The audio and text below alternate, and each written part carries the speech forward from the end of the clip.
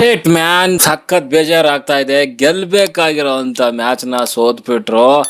ಓ ಮೈ god, ಸಖತ್ ಬೇಜಾರಾಗ್ತಾ ಇದೆ. Because last over ಗಂಟ ತಗೊಂಡ್ಬಂದಿದ್ದಾರೆ. 20 ರನ್ಸ್ನ ಸ್ಪಿನ್ನರ್ಗೆ ಹೊಡಿಬೋದಾಗಿತ್ತು ಗುರು. ಶೆಫರ್ಡ್ ಜಾಗದಲ್ಲಿ ಟೀಮ್ ಡೇವಿಡ್ ಇದ್ದಿದ್ರೆ ಖಂಡಿತವಾಗ್ಲೂ ಫಿನಿಶ್ ಮಾಡ್ತಾ ಇದ್ದ ಡೇವಿಡು. ಓ ಮೈ ಶೆಫರ್ಡ್, ಏನಕ್ಕಪ್ಪ ಇದೆಯಾ ಟೀಮಲ್ಲಿ? ಆ್ಯಂಡ್ RCB ಮ್ಯಾನೇಜ್ಮೆಂಟ್ ಓನ್ಲಿ ಬ್ಯಾಟಿಂಗ್ಗೋಸ್ಕರನೇ ಇಟ್ಕೊಬೇಕು ಅಂತಂದರೆ ಬೇರೆಯವ್ರನ್ನ ತಗೊಂಬನ್ರಿ. ವೆಂಕಟೇಶ್ ಅವ್ರನ್ನ ಹಾಕ್ರಿ ಒಳಗಡೆಗೆ, ಮಿಡ್ಲ್ ಆರ್ಡರ್ಸಲ್ಲಿ ಹಾಕ್ರಿ ಅವ್ರಿಗೆ. ಯಾಕಪ್ಪ ಈ ಥರ ತಪ್ಪುಗಳು ಮಾಡ್ತಿದ್ದೀರಾ? ಜಿತೇಶ್ ಶರ್ಮಾ, ಏನು ಮಾಡ್ತಿದ್ಯಾ ಗುರು ನೀನು ಟೀಮಲ್ಲಿ? ಓ ಮೈ ಗಾಡ್, ಸಿಕ್ಕಾಪಟ್ಟೆ ಬೇಜಾರಾಗ್ತದೆ ಮಾತ್ರ. ಓ ಮೈ ಗಾಡ್, ಎಂಥ ಮ್ಯಾಚ್ ಮಾರ್ಯ. 209 ಅಂದರೆ 213 ಒಂದು ಟಾರ್ಗೆಟ್ನ ಚೇಸ್ ಮಾಡ್ಬೋದಾಗಿತ್ತು ಗುರು 19 ಓವರ್ಸಲ್ಲಿ. ಇಂಥ ಬ್ಯಾಟಿಂಗ್ ಲೈನಪ್ ಇಟ್ಕೊಂಡು ಚೇಸ್ ಮಾಡಿಲ್ಲ ಅಂತಂದರೆ ಇನ್ಯಾರು ಗುರು ಚೇಸ್ ಮಾಡ್ತಾರೆ ಇದನ್ನು? RCBನೇ ಚೇಸ್ ಮಾಡಬೇಕು. 240 260 ರನ್ಗಳನ್ನ ಚೇಸ್ ಆಗ್ತಿದ್ದಾವೆ, ಬೇರೆ ತಂಡಗಳ ಚೇಸ್ ಮಾಡ್ತಿದ್ದಾವೆ ಅಂತಂದಾಗ ಏನಾಗಿತ್ತು ಇವ್ರಿಗೆ ಚೇಸ್ ಮಾಡಲಿಕ್ಕೆ? ಖಂಡಿತವಾಗ್ಲೂ ಸಾಲ್ಟ್ ಅವರ ಒಂದು ಅನ್ಅವೈಲಬಿಲಿಟಿ ಕ್ಲಿಯರ್ ಆಗಿ ಕಾಣಿಸ್ತಾ ಇದೆ. ಜಕೋ ಬೆತೆಲೆಗೆ ಡೆಲಿವರ್ ಮಾಡೋಕೆ ಆಗ್ತಾ ಇಲ್ಲ, ಕಷ್ಟಪಡ್ತಿದ್ದಾರೆ. ಆ್ಯಂಡ್ ವಿರಾಟ್ ಕೊಹ್ಲಿ ಇವತ್ತು ಫೇಲ್ ಆಗಿದ್ದೆ ಮೇನ್ ಕಾರಣ ಅಂತಲೇ ಹೇಳ್ಬೋದು. ಜೊತೆಗೆ ಟೀಮ್ ಡೇವಿಡ್ ಅವರ ವಿಕೆಟ್ ಕೂಡ ಮುಖ್ಯವಾದಂಥ ಕಾರಣ. ಟೀಮ್ ಡೇವಿಡ್ ಇದ್ದಿದ್ದರೆ ನನ್ನ ಪ್ರಕಾರ ಮ್ಯಾಚ್ನ ಇವತ್ತು ಮುಗಿಸ್ತಾ ಇದ್ರು. ಬಟ್ ಸಖತ್ತಾಗಿರುವಂಥ ಒಂದು ಬಾಲು ಶಹಬಾಜ್ ಅಹ್ಮದ್ ಅವ್ರದ್ದು, ಜೊತೆಗೆ ಅಷ್ಟೇ ಸಖತ್ತಾಗಿರುವಂಥ ಒಂದು ಕ್ಯಾಚು ದಿಗ್ವೇಶ್ ರಾತಿಯಿಂದ. ಈ ಮ್ಯಾಚು ಟರ್ನ್ ಆಯಿತು ಅಂತಲೇ ಹೇಳ್ಬೋದು. LSG ಸಖತ್ತಾಗಿ ಆಡಿದ್ದಾರೆ ಇವತ್ತು. ಬ್ಯಾಟಿಂಗಲ್ಲಾದರೂ ಆಗಿರ್ಬೋದು, ಬೌಲಿಂಗಲ್ಲಾದರೂ ಆಗಿರ್ಬೋದು, ಅದ್ಭುತವಾಗಿ ಆಡಿದ್ದಾರೆ ಅಂತಲೇ ಹೇಳ್ಬೋದು. ಬ್ಯಾಟಿಂಗ್ ಅಂತ ಬಂದಾಗ ಎಂಡಲ್ಲಿ ಸಖತ್ತಾಗಿ ಮಾಡಿದ್ರು ಪಂತ್ ಅವರು ಇವತ್ತು. ನನ್ನ ಮಕ್ಕಳು ಯಾವುದೇ ಮ್ಯಾಚಲ್ಲಿ ಆಡದೇ ಇರೋನೆಲ್ಲ ಬಂದ್ಬಿಟ್ಟು RCB ವಿರುದ್ಧ ಆಡ್ತಾರೆ. ಸಖತ್ ಬೇಜಾರಾಗುತ್ತೆ. ಆ್ಯಂಡ್ ಟಾಸು ಕೂಡ ಗೆದ್ದಿದ್ವಿ ಇವತ್ತು. ಆ್ಯಂಡ್ ಸತತವಾಗಿ ಚೇಸಿಂಗಲ್ಲಿ ಗೆಲ್ತಾ ಇದ್ದಂಥ ತಂಡ ಇವತ್ತು ಚೇಸಿಂಗಲ್ಲಿ ಸೋಲ್ತೀವಿ ಅಂತಂದರೆ ನಿಜವಾಗ್ಲೂ ನಾವು ಬ್ಯಾಟಿಂಗ್ ಅಂತ ಬಂದಾಗ ಖರಾಬಾಗಿ ಆಡಿದ್ದೀವಿ. ಬೌಲಿಂಗಲ್ಲೂ ಕೂಡ ಎಂಡಲ್ಲಿ ಸಿಕ್ಕಾಪಟ್ಟೆ ರನ್ಗಳನ್ನ ಕೊಟ್ಟಿದ್ದೀವಿ ಅಂತಲೇ ಹೇಳ್ಬೋದು. ಮಾತಾಡೋಣ ಇವತ್ತಿನ ಪಂದ್ಯದ ಬಗ್ಗೆ. LSG ವರ್ಸಸ್ RCB ಪಂದ್ಯ ನಡೆದಿರೋವಂಥದ್ದು ಏಕ್ನಾಥ್ ಸ್ಟೇಡಿಯಮಲ್ಲಿ. ಎಲ್ಲರೂ ಅಂತ ಇದ್ರು ಇದು ಸ್ಲೋ ಟ್ರ್ಯಾಕ್ ಇದೆ, ಬಿಗ್ ಸ್ಕೋರ್ ಹೋಗಲ್ಲ ಅನ್ನೋ ರೀತಿಯಲ್ಲಿ. ಬಟ್ ಪಿಚ್ನ ತುಂಬ ಚೆನ್ನಾಗಿ ಅನಲೈಸ್ ಮಾಡಿದ್ದಾರೆ RCB ಅವರು. ಟಾಸ್ ಗೆದ್ದಂಥ ರಜತ್ ಪತ್ತಿದಾರರು ಬೌಲಿಂಗ್ನ ಆಯ್ಕೆ ಮಾಡ್ಕೊತಾರೆ, ಚೇಸ್ ಮಾಡ್ತೀವಿ ಅಂತ. ಮಳೆ ಬರುವಂಥ ಕಾರಣ ಕೂಡ ಇತ್ತು, ಒಳ್ಳೇದಂತ ಅಂದ್ಕೊಂಡಿದ್ದೆ ನಾನು. ಬಟ್ ಸ್ಟಾರ್ಟಿಂಗ್ ಬ್ಯಾಟಿಂಗ್ ಇಳಿದಂತಹ LSG ಅವರು ಸ್ಟಾರ್ಟಿಂಗಲ್ಲಿ ಸ್ವಲ್ಪ ಸ್ಟ್ರಗಲ್ ಪಡ್ತಾ ಇದ್ರು, ಸ್ವಲ್ಪ ತಿನ್ಕಾಡಿದ್ರು. ಒಂದು 3 ಓವರು. ಬಟ್ ಅದಾದ್ಮೇಲೆ ಮಳೆ ಬಂದು ಮತ್ತೆ ತಿರ್ಗಾ ಮ್ಯಾಚ್ ರೀಸ್ಟಾರ್ಟ್ ಆದಾಗ ಮಿಚೆಲ್ ಮಾರ್ಕ್ಸ್ ಹೆಡ್ ಆನ್ ತಗೊಂಡ್ಬಿಟ್ರು RCB ಬೌಲರ್ಗಳಿಗೆ.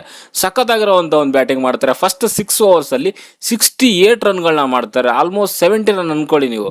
70 ರನ್ ಬಂದಿದೆ ಪವರ್ ಪ್ಲೇನಲ್ಲಿ ಅಂತಂದರೆ ಖಂಡಿತವಾಗ್ಲೂ ಅದು 200 ಗಡಿ ದಾಟಲೇಬೇಕು. ಅದು ಮಿಚೆಲ್ ಮಾರ್ಕ್ಸ್ ಮಾತ್ರ ಸಖತ್ತಾಗಿ ಒಂದು ಬ್ಯಾಟ್ ಮಾಡಿದ್ರು ಅಂತಾನೆ ಹೇಳ್ತೀನಿ. ಅದಕ್ಕೆ ಒಂದು ಸಾಥ್ ಕೊಟ್ಟಿದ್ದು ಅಂತಂದರೆ ಅದು ಅರ್ಶಿನ್ ಕುಲಕರ್ಣಿ. 17 in 24 ಡೆಲಿವರೀಸ್ ಮಾಡ್ತಾರೆ. ಬಟ್ ಆದರೂ ಕೂಡ ಒಂದು ಪಾರ್ಟ್ನರ್ಶಿಪ್ ಬಂತಲ್ಲ, ಫಸ್ಟ್ ವಿಕೆಟ್ಗೆ 95 ರನ್ಗಳ ಒಂದು ಪಾರ್ಟ್ನರ್ಶಿಪ್ ಬರುತ್ತೆ 56 ಬಾಲಲ್ಲಿ. ಮ್ಯಾಕ್ಸಿಮಮ್ ರನ್ ಇದ್ದಂಥದ್ರಲ್ಲಿ ಮಿಚೆಲ್ ಮಾರ್ಕ್ಸ್ದೇನೆ. ಅರ್ಶಿನ್ ಕುಲಕರ್ಣಿ ಅವರು ಜಸ್ಟ್ ಒಂದು ಸಾಥ್ ಕೊಟ್ಟಿದ್ದು ಅಷ್ಟೇ. Mitchell Marsh 111 run, 56 deliveries, 9 boundary, 9 sixer, ಒಂದಿಗೆ 198, ಆಲ್ಮೋಸ್ಟ್ 200 ಸ್ಟ್ರೈಕ್ ರೇಟಲ್ಲಿ 111 ರನ್ಗಳನ್ನ ಬಾರಿಸ್ತಾರೆ. ಸಖತ್ತಾಗಿರುವಂಥ ಒಂದು ಇನ್ನಿಂಗ್ಸ್ ಅಂತಲೇ ಹೇಳ್ಬೋದು ಅವ್ರ ಕಡೆಯಿಂದ. ಅದ್ಭುತವಾಗಿತ್ತು ಅಂತಲೇ ಹೇಳ್ತೀನಿ. ಸೆಂಚುರಿ ಕೂಡ ಮಾಡ್ಕೊತಾರೆ ಇವತ್ತು. ಆ್ಯಂಡ್ ಎಲ್ಲರೂ ಕೂಡ RCB ಮೇಲೆ ಬರಬೇಕಾ, ಅದು ಸಿಕ್ಕಾಪಟ್ಟೆ ಬೇಜಾರಾಗ್ತಾ ಇತ್ತು. ಬಟ್ 6 ಹಿಟ್ಟಿಂಗ್ ಕೆಪಬಿಲಿಟಿ ಅಂತೂ ಸಖತ್ತಾಗಿದೆ. ದೊಡ್ಡ 6ಗಳನ್ನ ಹೊಡಿತಾರೆ, ಅಂದರೆ ದೂರ ಹೊಡೆಯುವಂಥದ್ದು ಎಲ್ಲನೂ ಅಷ್ಟೇ. ಮ್ಯಾಕ್ಸಿಮಮ್ ಅದರಲ್ಲಿ 80 ಮೇಲೇ ಇದೆ, 80 ಮೀಟರ್ ಮೇಲೇ ಸಿಕ್ಸರ್ ಇರುವಂಥದ್ದು. ಅದ್ಭುತವಾಗಿ ಆಡಿದ್ರು ಅಂತಲೇ ಹೇಳ್ಬೋದು. ಆ್ಯಂಡ್ ಕೆಳಗಡೆಗೆ ನಿಕೋಲಸ್ ಪುರನ್ 38 in 23 ಡೆಲಿವರೀಸು. ಅದು ಕೂಡ ಒಳ್ಳೆ ಇನ್ನಿಂಗ್ಸ್, 165 ಸ್ಟ್ರೈಕ್ ರೇಟಲ್ಲಿ ಬಂದಿದೆ ಅಂತಂದರೆ ತುಂಬ ಚೆನ್ನಾಗಿ ಆಡಿದ್ದಾರೆ ಅಂತಲೇ ಹೇಳ್ತೀನಿ. ಆ್ಯಂಡ್ ಇನ್ನೊಂದು ಅದ್ಭುತ ಅಂತಂದರೆ ಅದು ರಿಷಬ್ ಪಂತ್, 10 ಬಾಲಲ್ಲಿ 32 ರನ್. ಓ ಮೈ ಗಾಡ್, ಈ ಮನುಷ್ಯನಿಗೆ ಬೇರೆ ಮ್ಯಾಚಲ್ಲಿ ಕಿಸಿಯೋಕ್ಕಾಗ್ದಾನೆ RCB ವಿರುದ್ಧನೇ ಆಡಬೇಕಾಗಿತ್ತಾ? 320 strike rate. ನನ್ನ ಪ್ರಕಾರ ರಿಷಬ್ ಪಂತ್ ಕೂಡ ಒಂದು ಗೇಮ್ ಚೇಂಜರ್ ಅಂತಲೇ ಹೇಳ್ಬೋದು ಈ ಇನ್ನಿಂಗ್ಸಲ್ಲಿ. ಈ 10 ಬಾಲಲ್ಲಿ 32 ಹೊಡೆದಿಲ್ಲ ಅಂತಂದಿದ್ರೆ ಸ್ಕೋರ್ ನನ್ನ ಪ್ರಕಾರ 200 ದಾಟ್ತಾನೆ ಇರಲಿಲ್ಲ. ಇದೇ major turning point. 4 boundary, 2 sixer, ಒಂದಿಗೆ 320 ಸ್ಟ್ರೈಕ್ ರೇಟಲ್ಲಿ 32 ರನ್ನ ಮಾಡ್ತಾರೆ. ಒಟ್ಟಾರೆಯಾಗಿ ಲಕ್ನೋ ಸೂಪರ್ ಜೈಂಟ್ಸ್ ಅವರು 19 ಓವರ್ಗಳಲ್ಲಿ 209 ರನ್ಗಳನ್ನ ಮಾಡ್ತಾರೆ, 3 ವಿಕೆಟ್ಗಳನ್ನ ಕಳ್ಕೊಂಡು. ನಿಮ್ಗೆ ಗೊತ್ತಿರೋ ಹಾಗೆ ಮಳೆ ಬಂದಿರೋ ಕಾರಣಕ್ಕೆ DLS ಮೆಥಡಲ್ಲಿ ಇವತ್ತು 19 ಓವರ್ಗೆ ಮ್ಯಾಚ್ನ ಫಸ್ಟ್ ಇನ್ನಿಂಗ್ಸನ್ನು ಕ್ಲೋಸ್ ಮಾಡಿರ್ತಾರೆ, ಸೆಕೆಂಡ್ ಇನ್ನಿಂಗ್ಸು ಇಟ್ಟಿರ್ತಾರೆ. ಓಕೆ, 209 ರನ್ನ ಹೊಡೆದಿರ್ತಾರೆ. ಅದನ್ನು DLS ಮೆಥಡಲ್ಲಿ 213 ರನ್ಗಳನ್ನ ಚೇಸ್ನ ಕೊಟ್ಟಿರ್ತಾರೆ RCBಗೆ. ಓಕೆ, ಆ್ಯಂಡ್ ಇನ್ನು RCB ಬೌಲಿಂಗ್ ಅಂತ ಬಂದಾಗ ಇವತ್ತು ಭುವನೇಶ್ವರ್ ಕುಮಾರ್ ತುಂಬ ಚೆನ್ನಾಗಿ ಮಾಡಿದ್ದಾರೆ. 4 ಓವರಲ್ಲಿ 34 ರನ್ನು, ಡೀಸೆಂಟ್ ಅಂತಾನೆ ಹೇಳ್ತೀನಿ. 8.5 ಎಕನಾಮಿ ಇದೆ. ಬಟ್ ಜೋಸ್ ಹ್ಯಾಸಲ್ವುಡ್ ಸಿಕ್ಕಾಪಟ್ಟೆ ದುಬಾರಿ ಆಗಿದ್ದಾರೆ, 12.2 ಎಕನಾಮಿ ಇದೆ. ಜೋಸ್ ಹ್ಯಾಸಲ್ವುಡ್ ಕೂಡ ಅಷ್ಟೇ ಈ ಸೀಸನಲ್ಲಿ ಯಾಕೋ ಒಂದು ಮ್ಯಾಚಲ್ಲಿ ಆನ್ ಆಗ್ತಾರೆ, ಇನ್ನು ಮ್ಯಾಚಲ್ಲಿ ಆಫ್ ಆಗ್ತಾ ಇದ್ದಾರೆ. ಕಷ್ಟ ಆಗ್ತಿದೆ, ಸ್ವಲ್ಪ ರನ್ಗಳು ತುಂಬ ಲೀಕ್ ಮಾಡ್ತಿದ್ದಾರೆ. ಆ್ಯಂಡ್ ಸೊ ಇವರು ರಸಿಕ್ದಾರ್ ಏನಾಗಿದೆ ಗೊತ್ತಿಲ್ಲ, 4 ಓವರಲ್ಲಿ 53 ರನ್ನು, 13.2 ಎಕನಾಮಿ ಇದೆ. ಸುರೇಶ್ ಶರ್ಮಾ ಕೂಡ ದುಬಾರಿ ಆಗಿದ್ದಾರೆ. ಶಫರ್ಡ್ಗಂತೂ ಬಾಲಿಂಗ್ ಕೊಡೋದೇ ನನ್ನ ಪ್ರಕಾರ ತಪ್ಪು ಅಂತ ಹೇಳ್ತೀನಿ. ಆ ಓವರಲ್ಲಿ 20 ರನ್ನ ಕೊಟ್ಟಿದ್ದಾರೆ, ಒಂದು ಲೆಗ್ ಬೈ ಸೇರಿ. ನಿಜವಾಗ್ಲೂ ವರ್ಸ್ಟ್ ಬಾಲಿಂಗ್ ಅಂತಾನೆ ಹೇಳ್ತೀನಿ ನಾನು. ಕೃಣಾಲ್ ಪಾಂಡೆ ತುಂಬ ಚೆನ್ನಾಗಿ ಮಾಡಿದ್ದಾರೆ 7.8 ಎಕನಾಮಿನಲ್ಲಿ.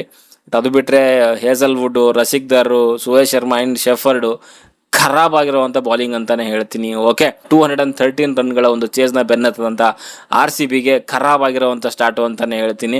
ಜಕೋಬ್ ಬೆಥೆಲ್ 4 ರನ್ನು 5 ಬಾಲಲ್ಲಿ, ಸೊ ಒಂದು ಬೌಂಡ್ರಿ ತೊಗೊಂಡು ಔಟ್ ಆಗ್ತಾರೆ. 80 ಒಂದು ಸ್ಟ್ರೈಕ್ ರೇಟ್ ಇರುವಂಥದ್ದು. ಆ್ಯಂಡ್ ವಿರಾಟ್ ಕೊಹ್ಲಿ ಸೊ ಆಡಿರುವಂಥದ್ದು 2 ಬಾಲು, ಸೆಕೆಂಡ್ ಬಾಲಲ್ಲೇ ಪ್ರಿನ್ಸ್ ಯಾದವ್ ಅವರ ಒಂದು ಸಖತ್ತಾಗಿರುವಂಥ ಒಂದು ಬಾಲ್ಗೆ ಕ್ಲೀನ್ ಬೋಲ್ಡ್ ಆಗ್ತಾರೆ ಅಂತ ಹೇಳ್ಬೋದು. ಅದಾದಮೇಲೆ ಇಬ್ಬರು ಓಪನರ್ ಔಟ್ ಆಗಿದ್ದಾದಮೇಲೆ ದೇವದತ್ ಪಡಿಕ್ಕಲ್ ಆ್ಯಂಡ್ ರಜತ್ ಪತಿದಾರ್ ಒಂದು ಒಳ್ಳೆ ಪಾರ್ಟ್ನರ್ಶಿಪ್ ಬರುತ್ತೆ. ಸೊ 95 ರನ್ಗಳ ಒಂದು ಪಾರ್ಟ್ನರ್ಶಿಪ್ ಬರುತ್ತೆ 53 ಬಾಲ್ಗಳಲ್ಲಿ.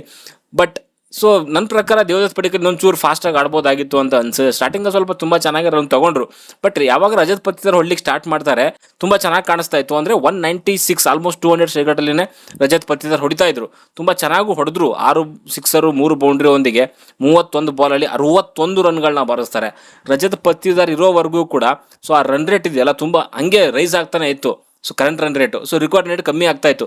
ಯಾವಾಗ ರಜತ್ ಪತಿದಾರ್ ಅವರು ಔಟ್ ಆಗ್ತಾರೆ ಸೊ ಅಲ್ಲಿಂದ ಕೆಳಗಡೆಗೆ ಡೌನ್ ಬರ್ಲಿಕ್ಕೆ ಸ್ಟಾರ್ಟ್ ಆಯಿತು. ಆ್ಯಂಡ್ ದೇವದತ್ ಪಡಿಕ್ಕಲ್ಲು ಕೂಡ ಅಷ್ಟೇ, ಪ್ರಿನ್ಸ್ ಯಾದವ್ ಬಾಲಿಂಗಲ್ಲಿ ಔಟ್ ಆಗ್ತಾರೆ. 34 ರನ್ 25 ಬಾಲಲ್ಲಿ 136. ನನ್ನ ಪ್ರಕಾರ 160 170 ಸ್ಟ್ರೈಕ್ ರೇಟ್ ಬೇಕೇ ಬೇಕು ನೀವು 200 ಚೇಸ್ ಮಾಡ್ತಿದ್ದೀರಾ ಅಂತಂದರೆ.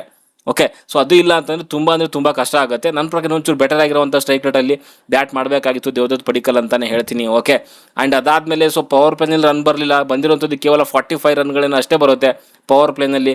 ಸೊ ಅದೇ ಮೇಜರ್ ಸೆಟ್ ಬ್ಯಾಕ್ ಅಂತ ಹೇಳ್ತೀನಿ. 5.4 ಇವತ್ತು ಪವರ್ ಪ್ಲೇ ಅಂತ ಬಂದಾಗ 40 ರನ್ ಮಾತ್ರ ಬಂದಿರುವಂಥದ್ದು. ನಾನು ಯಾವಾಗಲೂ ಹೇಳ್ತಾ ಇರ್ತೀನಿ 200+ ನೀವು ಚೇಸ್ ಮಾಡ್ತಿದ್ದೀರಾ ಅಂತಂದರೆ ಮಿನಿಮಮ್ ಅಂದರೂ ಕೂಡ ಸೊ ಪವರ್ ಪ್ಲೇನಲ್ಲಿ 70 ರನ್ ಬರಲೇಬೇಕು.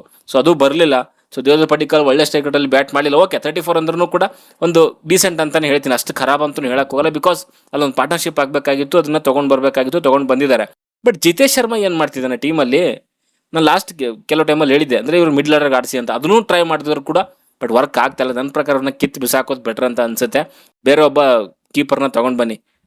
ಯಾರನ್ನೂ ತೊಗೊಂಬರೋಕ್ಕಾಗಲ್ಲ, ಇಂಡಿಯನ್ ಬ್ಯಾಕಪ್ ವಿಕೆಟ್ ಕೀಪರ್ ಯಾರೂ ಇಲ್ಲವೇ ಇಲ್ಲ. ಇಲ್ಲಿ ಫಾರಿನರ್ನ ತೊಗೊಂಬರ್ಬೇಕು ಅಷ್ಟೇ. ಇವಾಗ ನಿಜವಾಗ್ಲೂ ಖರಾಬ್ ಆಗಿರುವಂಥ ಒಂದು ಕ್ರಿಕೆಟ್ ಆಡ್ತಿದ್ದಾರೆ ಜಿತೇಶ್ ಶರ್ಮಾ. ನನ್ನ ಪ್ರಕಾರ ಅವ್ರನ್ನ ಆಚೆ ಇಡೋದು ಬೆಟರ್ ನೆಕ್ಸ್ಟ್ ಮ್ಯಾಚಲ್ಲಿ. ಓಕೆ, ಬಟ್ ಕೆಳಗಡೆಗೆ team David and Krunal Pandya, ಅದರಲ್ಲೂ ಮುಖ್ಯವಾಗಿ ಕೃಣಾಲ್ ಪಾಂಡೆ ಸ್ಟ್ರೈಕ್ ಕೊಡ್ತಾ ಇದ್ರು ಟೀಮ್ ಡೇವಿಡ್ಗೆ. ಟೀಮ್ ಡೇವಿಡ್ ತುಂಬ ಚೆನ್ನಾಗಿ ಆಡಿದ್ರು, 14-17 ಡೆಲಿವರೀಸ್. ಸೊ 3 ಸಿಕ್ಸರ್ 4 ಬೌಂಡ್ರಿ ಒಂದಿಗೆ 235 ಸ್ಟ್ರೈಕ್ ರೇಟಲ್ಲಿ ಬ್ಯಾಟ್ ಮಾಡಿರುವಂಥದ್ದು. ಸೊ ಟೀಮ್ ಡೇವಿಡ್ ಏನಾದರೂ ಕಂಪ್ಲೀಟಾಗಿ ಆಡಿದಿದ್ರೆ ಖಂಡಿತವಾಗ್ಲೂ ಇವತ್ತು ಮ್ಯಾಚ್ನ ತೊಗೊಂಡು ಬರ್ತಾಯಿದ್ರು. ಸೊ ಆ ಒಂದು 6ಗಳನ್ನ ಬೌಂಡ್ರಿಗಳನ್ನ ತುಂಬ ಚೆನ್ನಾಗಿ ತೊಗೊತಾ ಇದ್ರು. 40 ರನ್ನ ಮಾಡ್ತಾರೆ 17 ಬಾಲಲ್ಲಿ, ತುಂಬ ಚೆನ್ನಾಗಿ ಮಾಡಿದ್ರು ಅಂತಲೇ ಹೇಳ್ತೀನಿ. Okay, and Krunal Pandya so 28 ರನ್ನ ಮಾಡ್ತಾರೆ 16 ಬಾಲಲ್ಲಿ, 2 ಬೌಂಡ್ರಿ 2 ಸಿಕ್ಸರ್ ಒಂದಿಗೆ 175 ಸ್ಟ್ರೈಕ್ ರೇಟಲ್ಲಿ ಮಾಡಿರುವಂಥದ್ದು. ಆ್ಯಕ್ಚುಲಿ ಕೃಣಾಲ್ ಪಾಂಡ್ಯ ಆಡಿರಲಿಲ್ಲ ಅಂತಂದರೆ ನನ್ನ ಪ್ರಕಾರ ಇಲ್ಲಿವರೆಗೂ ಕೂಡ ಬರ್ತಿರಲಿಲ್ಲ. ಮೊಹಮ್ಮದ್ ಶಮಿ ಅವರಲ್ಲಿ ಕೊನೆಯ ಒಂದು 2 ಬಾಲಲ್ಲಿ 17ನೇ ಓವರ್ ಅಂತ ಅನ್ಸುತ್ತೆ 2 ಸಿಕ್ಸರ್ನ ಬಾರಿಸ್ತಾರೆ. ಸೊ ಅಲ್ಲಿಂದನೇ ಸ್ವಲ್ಪ ಜೀವಂತವಾಗಿ ಉಳಿತು. ಆ ಒಂದು ಓವರಲ್ಲಿ 2 ಸಿಕ್ಸ್ ಬಂದಿರಲಿಲ್ಲ ಅಂತಂದಿದ್ರೆ ಖಂಡಿತವಾಗ್ಲೂ ನಾವು ಆಸೆ ಬಿಡ್ತಾ ಇದ್ವಿ. ಬಟ್ ಅಲ್ಲಿ ಯಾರು ನಮ್ಮ ಕೃಣಾಲ್ ಪಾಂಡ್ಯ 2 ಸಿಕ್ಸರ್ ತೊಗೊಂಡು ಒಂಚೂರು ಜೀವ ಉಳಿಸಿದ್ರು ಮ್ಯಾಚ್ದು ಅಂತಲೇ ಹೇಳ್ಬೋದು. ಒಂದು 20ನೇ ಓವರ್ ಗಂಟೆ ತೊಗೊಂಡು ಬಂದರು, ತುಂಬ ಚೆನ್ನಾಗಿ ಆಡಿದ್ರು. ಬಟ್ ರೊಮಾರಿಯೋ ಶೆಫರ್ಡ್ 23 in 15 ಡೆಲಿವರೀಸ್ ಇಲ್ಲ ಗುರು. ರೊಮಾರಿಯೋ ಶೆಫರ್ಡ್ ಜಾಗದಲ್ಲಿ ಟೀಮ್ ಡೇವಿಡ್ ಇದ್ರೆ ಲಾಸ್ಟ್ ಓವರಲ್ಲಿ ಖಂಡಿತವಾಗ್ಲೂ ಮ್ಯಾಚ್ ವಿನ್ ಮಾಡಿಸ್ತಾ ಇದ್ರು. ಓಕೆ, ಮಾಡಿದ್ದಾರೆ 23 ರನ್ನು 15 ಬಾಲಲ್ಲಿ 3 ಬೌಂಡ್ರಿ 1 ಸಿಕ್ಸರ್. ಬಟ್ ಕೆಲವೊಂದು ಹೊಡೆಯುವಂಥ ಒಂದು ಬಾಲ್ಗಳನ್ನು ಮೇ ಬಿ ಮಿಸ್ ಮಾಡಿದ್ರು ಅಂತಲೇ ಹೇಳ್ಬೋದು. ಫುಲ್ ಟಾಸ್ ಮಿಸ್ ಮಾಡ್ತಾರೆ, ಒಂದು Mayank Yadav and so prince Yadav ಒಂದೊಂದು ಬಾಲಿಂಗಲ್ಲಿ. ಸೊ ಈ ಥರದ್ದೆಲ್ಲ ಮಾಡಬೇಕಾಗುತ್ತೆ ಗುರು, ಸುಮ್ಮನೆ ಬೀಸಿದ್ರೆ ಆಗಲ್ಲ. ಒಂದು ಕಚ್ಕೊಂಡ್ರೆ ಕಚ್ಕೊಳ್ಳುತ್ತೆ, ಇಲ್ಲ ಅಂತಂದರೆ ಇಲ್ಲ. ಬಟ್ ಕಚ್ಚಿಸ್ಬೇಕು. ಪ್ರಕಾರ ರೊಮಾರಿಯೋ ಶೆಫರ್ಡ್ ಆ್ಯಂಡ್ ಜಿತೇಶ್ ಶರ್ಮಾ ಇವರಿಬ್ಬರನ್ನ ಕಿತ್ತು ಬಿಸಾಕೋದೇ ಬೆಟರ್ ಅಂತ ಹೇಳುತ್ತೆ. ಲಾಸ್ಟ್ ಟೈಮ್ ಒಂದ್ಸರಿ ಇದೆ ಇವರಿಬ್ಬರಿಂದನೇ ಒಂದ್ಸಾರಿ ನಾವು ಮ್ಯಾಚ್ ಸೋತಿದ್ವಿ. ರೊಮಾರಿಯೋ ಶೆಫರ್ಡ್ ಅಲ್ಲೂ ಲಾಸ್ಟ್ ಓವರಲ್ಲಿ 16 ರನ್ನ ಕೊಟ್ಟು ಸೋಲಿಸ್ತಾರೆ. ಅವತ್ತು ಜಿತೇಶ್ ಶರ್ಮಾ ಕೂಡ ಏನು ಕಿತ್ತಾಕಿರಲಿಲ್ಲ. ಸೊ ಈ ಒಂದು ಸೀಸನಲ್ಲಿ ಏನು ಕಿತ್ತಾಕುವಂಥ ಪರ್ಫಾರ್ಮೆನ್ಸೇ ಇಲ್ಲ. ಲಾಸ್ಟ್ ಸೀಸನಲ್ಲೂ ಕೂಡ ಅಷ್ಟೇ, ಒಂದು ಮ್ಯಾಚ್ ಮಾತ್ರ ಅವ್ನು ಕ್ಯಾಪ್ಟನ್ ಆಗಿರೋವಂಥದ್ದು ಮಾತ್ರ ಗೆಲ್ಸಿರೋವಂಥದ್ದು ಬಿಟ್ಟರೆ ಇಲ್ಲ ಅಂದರೆ ವರ್ಸ್ಟ್ ಒಂದು ಬ್ಯಾಟಿಂಗ್ ಪರ್ಫಾರ್ಮೆನ್ಸ್ ಅಂತಲೇ ಹೇಳ್ಬೋದು ಜಿತೇಶ್ ಶರ್ಮಾಗೆ. ನನ್ನ ಪ್ರಕಾರ ಅವ್ರನ್ನ ಇನ್ನು ಉಳಿದಂಥ ಮ್ಯಾಚಿಂದ ಕೂರಿಸೋದು ಬೆಟರ್ ಅಂತಲೇ ಹೇಳ್ತೀನಿ. ಅಟ್ಲೀಸ್ಟ್ ಒಂದು 2-3 ಮ್ಯಾಚರ ಕೂರಿಸಿ, ಬೇಕಾದ್ರೆ ಪ್ಲೇ ಆಫ್ಗೆ ತಗೊಂಬನ್ನಿ. ಅಲ್ಲಿ ಗಂಟ ಒಂದು ಸ್ವಲ್ಪ ಮೈಂಡ್ ಆದ್ರೂ ಚೇಂಜ್ ಆಗುತ್ತೇನೋ. ಸೊ ಸದ್ಯಕ್ಕೆ ಹೊಡೆದಲ್ಲಷ್ಟೇ, ಮುಂದಿನ ಸಿಗೋವರೆಗೂ ಬೈ ಬಾಯ್.